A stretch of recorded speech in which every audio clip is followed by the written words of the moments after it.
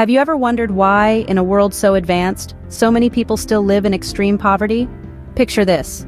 Nearly 700 million individuals worldwide subsist on less than $2.15 per day. That's less than the cost of a cup of coffee in most places. Over half of these people reside in sub-Saharan Africa, a region that has been hit hard by the cruel hand of poverty. The past several decades saw a trend of global poverty reduction, an encouraging sign of progress. However, recent years have thrown a wrench in this positive momentum. A series of crises and shocks between 2020 and 2022 erased about 3 years of progress, especially in low-income countries. These nations have yet to recover fully and close the widening gap. We stand now at the midpoint of the Sustainable Development Goals, and the world is unfortunately off track. If we continue at the current rate, we won't meet the global goal of ending extreme poverty by 2030.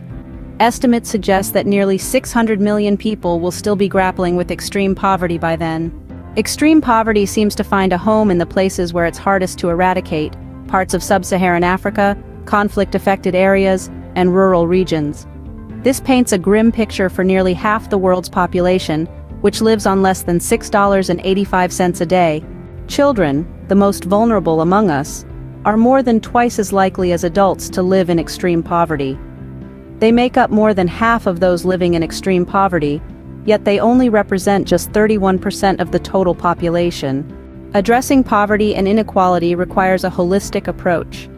Countries cannot adequately tackle these issues without improving people's well-being, which includes providing more equitable access to health, education, and basic infrastructure. Inequality is a rampant issue worldwide. In 2020, global inequality rose for the first time in decades, with the poorest people paying the heaviest price during the pandemic. The income losses of the world's poorest were twice as high as the richest, creating a widening chasm between the two. Inequality in income, education, and opportunity are all interconnected. Reducing these inequalities can foster social cohesion and boost general well-being. Policymakers need to intensify efforts to grow economies while protecting the most vulnerable. Employment remains the surest way to alleviate poverty and inequality. The impact multiplies across communities and generations when we purposefully empower women, girls, and young people. It's time to act. Get involved in efforts to reduce poverty and inequality.